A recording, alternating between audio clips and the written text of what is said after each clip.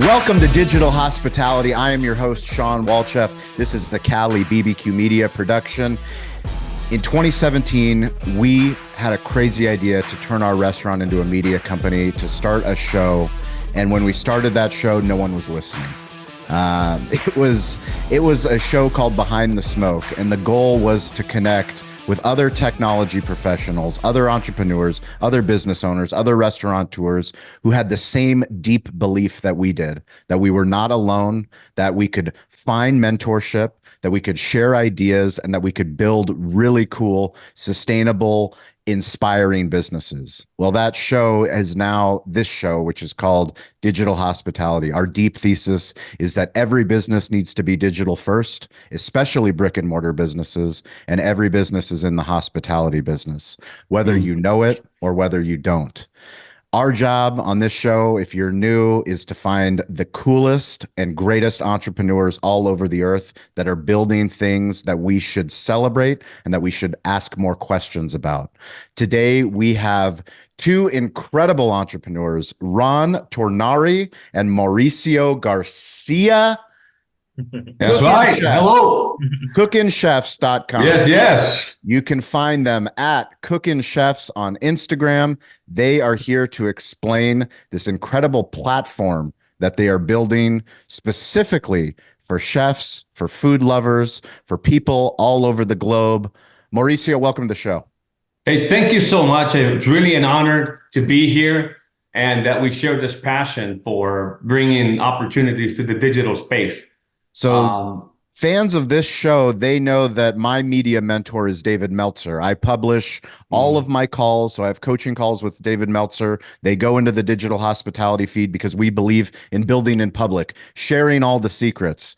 I myself, early on in my coaching with Dave, was on the 2-minute drill. 2-minute drill is a show that he has entrepreneurs come and they get 2 minutes. So they get 2 minutes to pitch their ideas. Can you set the stage for our audience with Absolutely. how did you come in contact with David Meltzer and then bring us into the 2-minute drill that made this magical connection today? Ron and I have obviously a complete different story. Let me share. To me, it was, I have to say that it was what I call a glorious accident. It's obviously not an accident, but I was then in a tour, on a national tour. I took, I think, close to 90 flights last year, going all the way from LA to New York to Miami to Chicago in this tour, which is called Latin Talks. It's like TED Talks for Latinos. And my partner that founded the Latin Talks is very good friends with Dave Meltzer. And he was invited to be at the 2-minute drill. And somehow he didn't have the time. I don't know what was happening there, but he gave me the opportunity. I said, I'll do it. And so that's how I took on the opportunity to be on it. As soon as I learned a little bit about what it was, it was the way that Peter told me it was. It's like a Shark Tank, but it was not really the Shark Tank, but something like that. So I said, yeah, I'd like to do that. And that's how I met Ron. Now he'll give you his side of the story of how we then met. But how I got to the 2-minute drill was basically that. I've never been a judge before. I have been an entrepreneur for 24 years when I first came to this country, but I'll tell you a little bit more about that as we go into the backstory of my life. Please give the audience a little bit. I heard on the 2-minute drill, I learned from the stage that you're considered the Harry Potter of finance globally. I didn't know that nickname would survive so many decades. You know what's interesting though? That was the first interview that was ever done for me about 15 years ago, if I'm not mistaken. Yeah. They interviewed me because I was doing a lot of financial conferences all over Chicago, and it caught the attention of an influencer. And she interviewed me, and she said, you are the Harry Potter of finance. And I'm like, oh, no, don't call me that. I don't want to be the Harry Potter of finance. Like, why would you say I'm the Harry Potter of finance? Well, because you magically make inflation disappear, or you magically make more, kind of help clients overcome fees and volatility and inflation and all that. And I wouldn't it, I didn't know that that nickname would survive a decade later. And here I am. I think the best thing I can do is embrace it, right? Yes. And go with it. But yeah, that's how the name came to be. And I'm truly passionate for what I've done in the world of the financial education. I'm going to celebrate 25 years of doing that. Wow. I've only been employed for 6 months. When I first came, well, the second time I came to the US, I was 18 years old. By the time I was 19, I was already licensed, out there in the field, knocking doors and just figuring out how to be the best in my industry in Chicago. And 25 years later, here I am. I continue to do that. And more people may be wondering, well, what does that have to do with cooking? Well, we'll dive into that. But Ron, you want to share how you ended up in the 2 minute drill and how we met? Yeah, absolutely. I don't even think you know this, Maurizio, but so just like you, Shawn, Dave is my coach, and I'm starting my journey with him as one-on-one, which is quite the journey. It's just having fun. But anyway, going back around 6 months ago, I was doing his group, and one of his guys, Nick, said, "Hey, you should audition for the 2 minute drill." I looked it up and sent in a tape, and so you don't know this, Maurizio, but anyway, 3 or 4 days before that episode aired, I got a call saying somebody backed out. Another contestant, would I want to do it? I'm like, Peter yeah. backed out. Peter backed out too. That's what I forgot to mention that yesterday. But anyway, there you go. Somebody backed out. Somebody backed out on him, and the universe just put us together. And so I was pitching my franchise, Chefs for Seniors, and looking for guidance, looking for a mentor.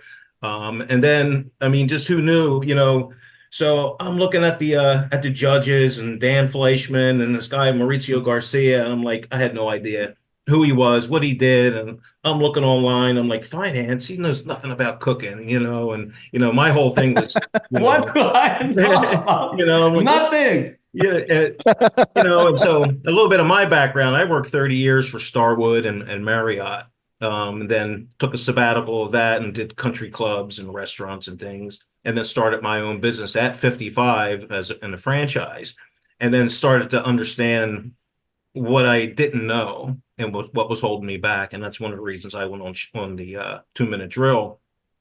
Well, my friend here voted for me, and I went back and looked at the tape and saw his face light up when he saw a chef on the show. And I guess he listened to my background, and he asked Dave to connect us, explained kind of what he was doing.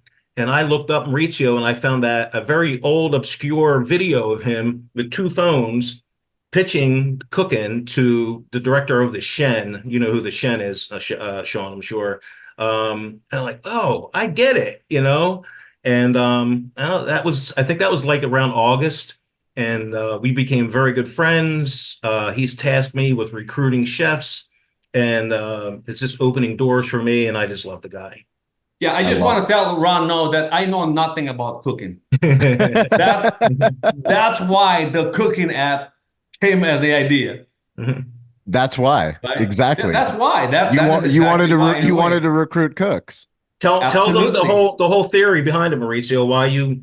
Yeah. So what happens is that I got so passionate about the financial industry and educating people and creating agents, because that changed my life.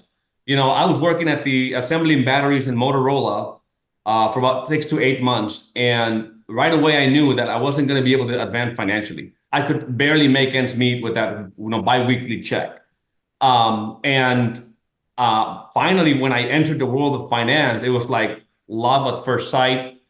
My finances, not only was I learning how money worked, but I was also beginning to taste entrepreneurship, what it was to have no cap on my income. The more I learned, the better I became, the harder I worked, the more income I'd make and everything. But I came from Mexico, okay? And in Mexico, I came across a startling fact that only 300,000 people in Mexico actually had a retirement, what's called a personal retirement plan. Or another way to say it, only 2% of the population actually participates in financial markets. Wow. So I went down there and I started, obviously building an agency and kind of educating consumers, but also found out that there was a lot of need of professionals coming into the industry if we wanted to make a change. So I was doing that in both countries, US, Mexico. And I immediately saw the need to develop software. I'm not a software engineer or anything like that, but I started to recruit thousands of people. And I had to obviously have processes and systems, and they needed to be powered by software. So I started recruiting talent in different countries, from Venezuela to Pakistan to India, some people in the US. And make a long story short, to today, there's actually 2 pieces of software in the financial space that help 50,000 agents actually run their businesses. Wow. Nothing to do with cooking. But as I was busy doing all that, I was kind of sick and tired of ordering the same food, whether that, I'm not going to mention names, but there's only a few restaurants that you could always order from. And I'm like, man, the food I really love and the food I can't experience is homemade food. Yeah. And I know for a fact that close by, there may be a somebody that knows how to cook Peruvian food, but they just don't have a restaurant. They cook it at home. But how am I ever going to find them? I'm sure that somewhere around here, somebody can cook the most delicious Italian food. They just don't have the restaurant. Maybe there is an Italian restaurant, but I want the homemade type style. And that's when the idea came about. I'm like, wait a minute. What if we create an app where not necessarily a professional chef, at that moment, the original idea, not necessarily the professional chef, could have a space or platform where they could showcase their talent and I can find them easily. Does that make sense? So that's how the whole thing started. I did the whole mock-up. I've already had a little bit of experience building the software, so I put a team together, and that's how the app came to be. But I needed a partner. I needed a running mate, and it took me a long time. And obviously, Ron is the perfect running mate to do this. He is from the industry. He understands the regulation, all the things that we need in order to obviously be in compliance with every one of the counties and states, and because it's not. Just like the financial industry, there's a lot of regulation around the culinary space and everything. So the technology is there. I know the market is there. The need is there. But I needed the running mate. And the universe, again, conspired. And here we are with the great Ron Tornari and myself bringing this to the world. Hey everyone, Avi Gorin, CEO and co-founder of Marquee. And I want to talk about the customer journey for a second. You never know as a restaurant owner where your guests are truly coming from. End of the day, we do see some patterns around 2 types of search behaviors: direct versus discovery. Direct search, for an example, would be jumping into Google and saying Cali barbecue hours, right? I know where I want to go to eat, but I'm missing a key detail. I need a little bit more information. Discovery, which is the bulk of searches, is barbecue in San Diego, restaurants near me, takeout near me, right? One of the best ways to be found for more discovery searches is leveraging keywords. Reviews are basically free content for you to leverage. Think about keywords that are relevant to your brand, your location, and include as many of those in your review responses as possible, right? How can you go about doing this? Let's set up reports, utilize tools like Google Trends, find out what's going on in your area and how you can help leverage these keywords and review responses, because someone else is doing that, right? If you need some examples, you could do anything from including summer menu, gluten-free menu, leverage specific menu items like the dreaded and beloved spice pumpkin anything in your review responses, right? Let them know what's coming. Let your reviewers know something they should come back and try. And of course, if all of this just seems overwhelming and daunting because you're already running a restaurant and have enough on your plate, just leverage the team at Marquee to do this for you. We handle all of this. We're experts in this space. We can automate this so it's just another item that you know you are taking care of. Again, that's marquee.com, marquii.com. No U. However, we did recently buy marquii.com. So if you do misspell it, we got you. You'll still find us. We can still help you. That's amazing. I think for me, we spend so much time, our audience, we have restaurateurs, people that have multiple restaurants, we have caterers, we have food truck operators, we have chefs, we have so many different people in the hospitality space that listen to this. And when I think about the needs, because we also have ghost kitchen operators, people that are in virtual kitchens that don't have the capital to go and invest $500,000 to open up a brick and mortar restaurant, but know that they have a gift. They know that they have a gift and they want to share that gift. And when I think of, what happened during the pandemic on local food groups on Facebook, I live out here in Eastlake and San Diego, and there was so many incredible people that might be great at baking. Maybe they were good at making their mom's enchiladas. Maybe they were good at making a dessert. And they were actually selling things during the pandemic, but they didn't have a platform. Like they didn't have a legitimate way to legitimize their business. What you guys are creating is giving them that opportunity. And that's just in one local market. Every single village has something like this where somebody's curious. Like maybe it's a side hustle, but it's a passion burning in their heart that they want to get out and they want to see, market test it to find out, do I really have something? Yeah, I love what you're saying. It needs to create a space where the consumer knows that we do the due diligence, right? Yep. The chefs find the value and that connection can be done safer. But we've created the processes to make sure that there's the background from the basics of a background check. Yep. Because chef comes to the house and cook. This is not the Uber, and I'm not knocking Uber. They serve their space, but we actually bring the chef to the house. We give you the experience, not just the food, which is a whole. We don't just deliver the food; we deliver the chef. Right. That's right.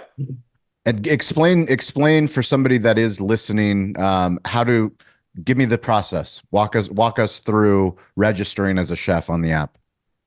Yeah, you want to do this, Ron? Or Yeah. So right now we're in recruitment mode for chefs, and it's not available right now for the public, but we're starting local here, Delaware, New Jersey, Philadelphia. I'm up here in New Jersey. Mauricio's in Atlanta.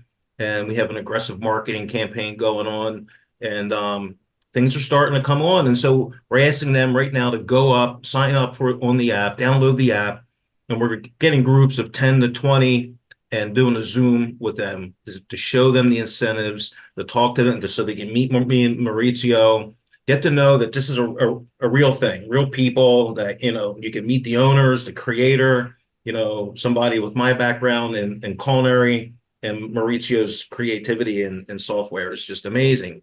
So I just hung up with somebody before the call, Mauricio, a lead that came in and from out in Reading, PA, and she's going to a Escoffier school out there, a culinary school, and she just couldn't stop asking me questions. I'm like, listen, we'll answer all these questions for you on the Zoom.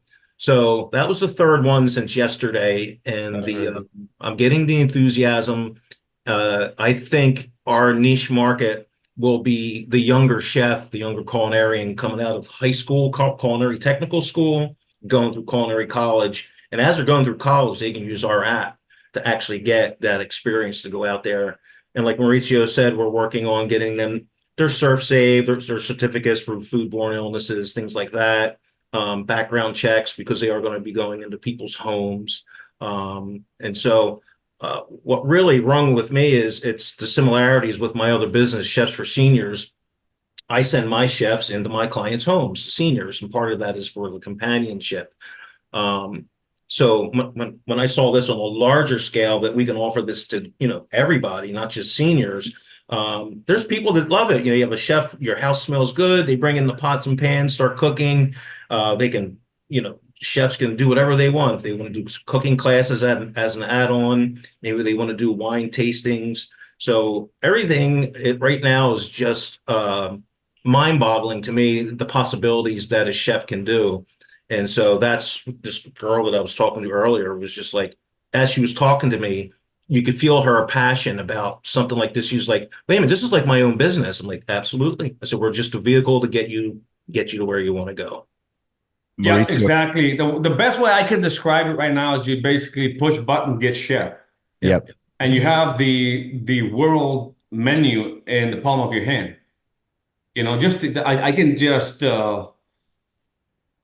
I'm excited about being able to see how much talent is really around me within 5 miles, 10 miles, 15-mile radius that I can experience. And it's an is a I don't know if that's the right way to say it, dually rated type of app where the user gets to rate the chef, but the chef also gets to rate the user. So Yep. it is designed to where the chef that gets the most ratings on everything always goes to the top.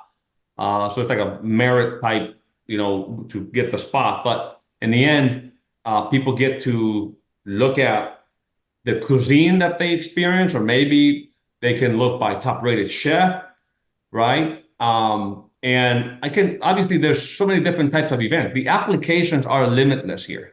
Whether you're celebrating graduation or you just want to have a romantic evening with your love, right? With the love of your life, and you want to have that experience at home. I mean, it can be both of those things. Maybe you have corporate event, that type of stuff. But right now, to add to what Ron was saying, is we're focusing a lot in chefs, professional chefs, cooks, people that are from the industry. But the big picture, the grand vision is that as this begins to grow, provide the opportunity even for people that have not necessarily worked at a professional kitchen or restaurant, but they are really good at what they do. They've been doing it for years.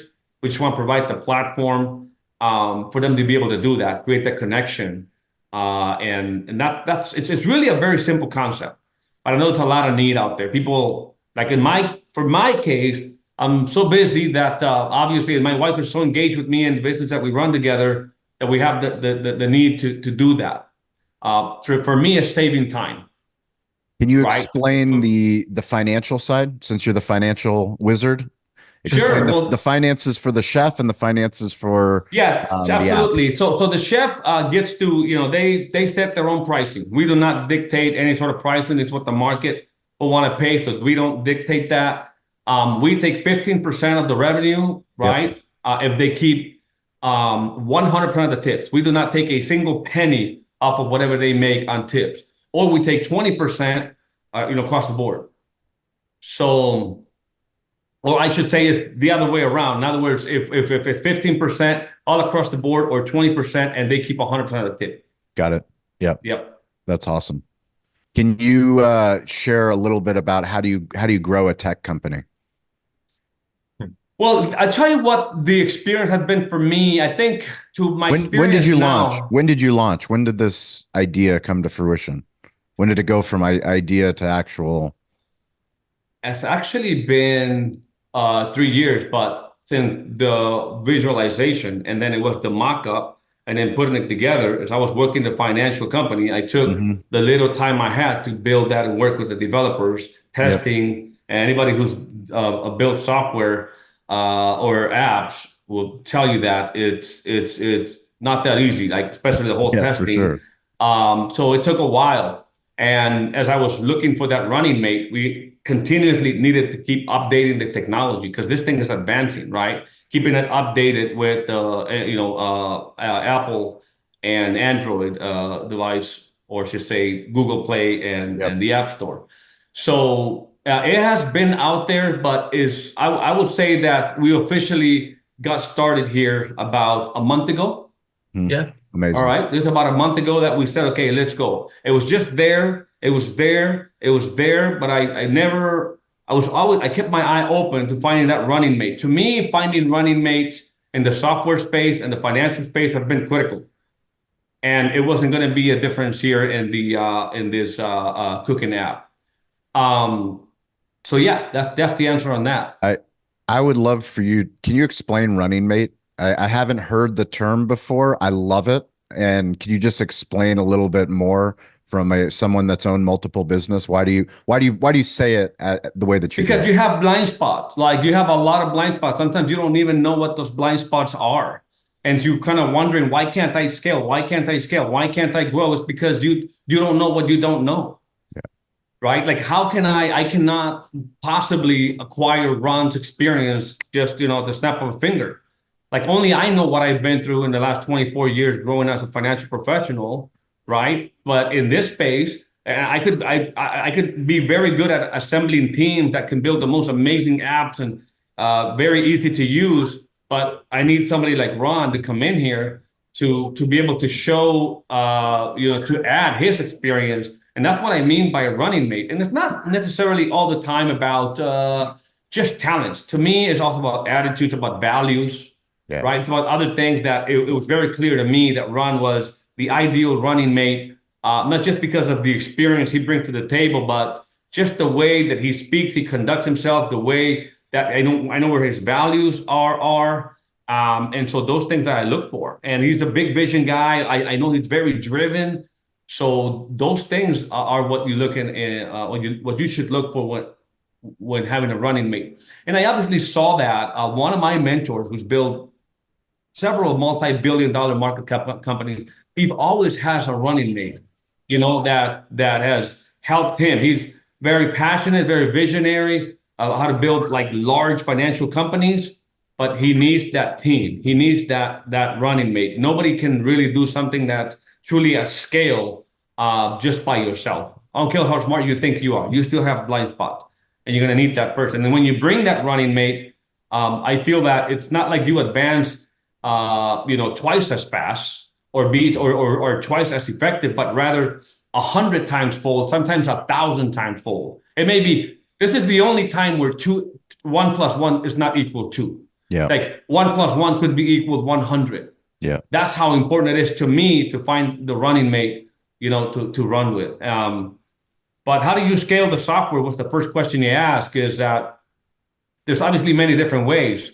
The way I've done it in the past, I found where the distribution was already there. Yeah. Like, I saw need. I became partners with a company that they do all the recruiting, right? They have all the 60,000 agents, and I identified the problem, and our software became the solution. So now you got 50, 60,000 people using the software.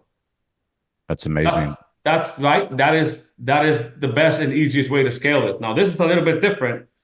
Well, we're going to have to use word of mouth. We're going to have to use social media. We're going to have to use, all the different ways to get the word out. And then I think if it's the type of idea whose time's come, it's going to go. We're going to do our part, right? Obviously, to obsess over client satisfaction, just like Jeff Bezos. One of Jeff Bezos' biggest lessons. Understand who our client is, right? It's the chef. We provide them with the best tools, and they are going to, the market's going to basically determine whether they belong in the app or not, right? If they go out there, they do a great job, they service the client, they provide them the best experience, well, they'll be rated there, and they'll do really, really well. If they don't, we're not going to be the ones to decide. The market will definitely do that. And so it'll always be promoting the people that really go out there and do best for the consumer. That's awesome. Yeah, I've done thousands of interviews, and I don't think not once has anybody shared the way that you have about a running mate. And I think I definitely will be taking that away. It's something that's very valuable. It's very powerful. Ron, one of the things we talk a lot about on this show, one of the reasons why David's my media mentor, it goes back to my grandfather. And my grandfather taught me 3 valuable lessons that we share all the time. And that's stay curious, get involved, ask for help. Curiosity brings someone to a podcast. Curiosity brings someone to a book, brings someone to an event. But curiosity only gets you so far. You actually have to do the work. You actually have to go and do the work and fail again and get back up. And, why do we fall? We fall so we can get back up. But then the hardest lesson that for me to ever learn was to ask for help. Asking for help is something that I still struggle with. You have done a phenomenal job asking for help. I saw you ask for help on the 2-minute drill. I saw you ask for help talking to me. I saw you ask for help talking to Dave. Where did you learn how to ask for help? Well, I think Dave, brought it out of me because, working in the industry for as long as I did, you kind of get lazy. I finally became an executive chef and worked for all the brands with Marriott and Starwood. And, you don't have the opportunities to know what you don't know, like what I want. I was kind of forced into starting a business because I have an ill daughter. Because, you know, when you're going through your career like I did in the culinary thing, you're kind of sometimes scared to go to your chef. You don't want to look weak. So I had that fear about, asking for help. And it took me leaving, a career of 30 years. I just turned 60 April 1st. So, I had my business for 5 years, didn't know what I didn't know. And then I hired Dave, and he just kept on pushing that thing about asking for help. And so I just started doing it. And the first big thing was the 2-minute drill. And I would always go right to Dave and like, Dave, how should I handle this opportunity with Mauricio? Give me advice. And then here we are. And I would ask Dave, I'm like, Dave, this is what we have to do. I got to get on some podcasts. He goes, are you asking? I said, I'm asking. Where should I go? And then here we are with you. It's so, so, so important to let that fear go. Like I said, the American dream is still alive. I'm 60 years old.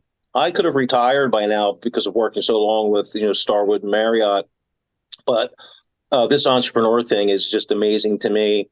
I'm learning so much. I'm glad that me and Mauricio are different because I learned so much from him, from things that he went through, and I get to use my talents. Because if he met me 10 years ago, I might have still not had the right experience for him.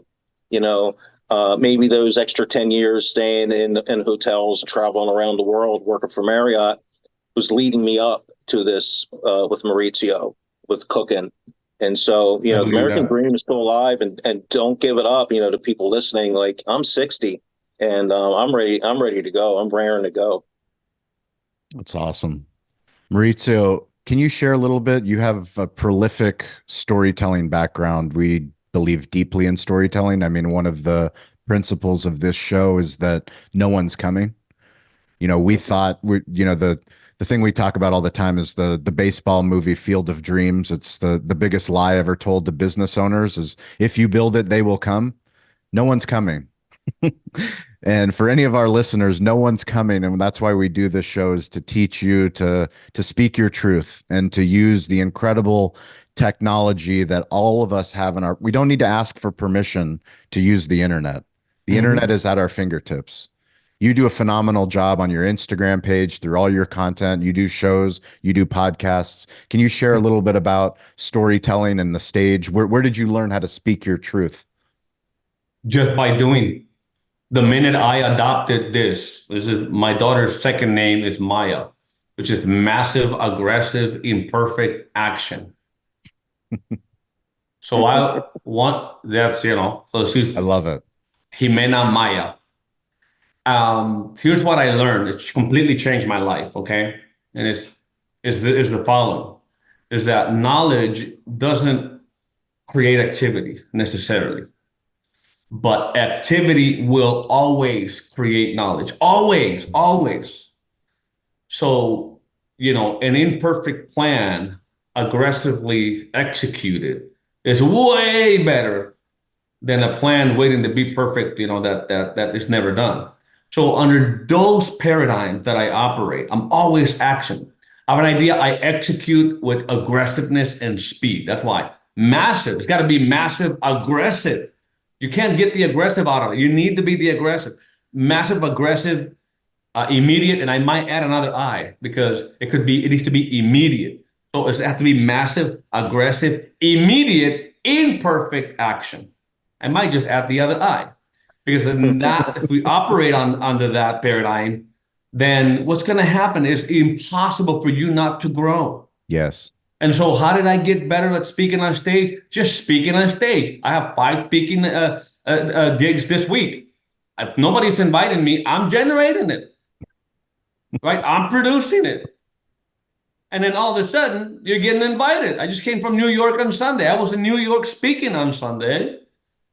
I have 5 I spoke last night. I speak tonight at 6 and so on every day. So it's very interesting how you push that little domino, that first action, and all of a sudden, you start to, the bigger dominoes start to fall. And then you look back and like, wow, I can't believe this much has happened.